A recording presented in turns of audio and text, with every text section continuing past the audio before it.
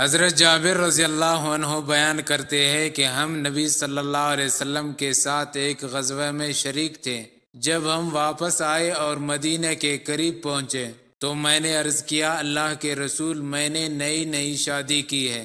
آپ صلی اللہ علیہ وسلم نے فرمایا، تم نے شادی کر لی؟ میں نے عرض کیا، جی ہاں۔ آپ صلی اللہ علیہ وسلم نے فرمایا، کنواری سے یا بیوہ سے؟ میں نے عرض کیا، جی بیوہ سے۔ آپ صلی اللہ علیہ وسلم نے فرمایا، تم نے کنواری سے شادی کیوں نہ کی؟ تم اس سے کھیلتے اور وہ تم سے کھیلتی۔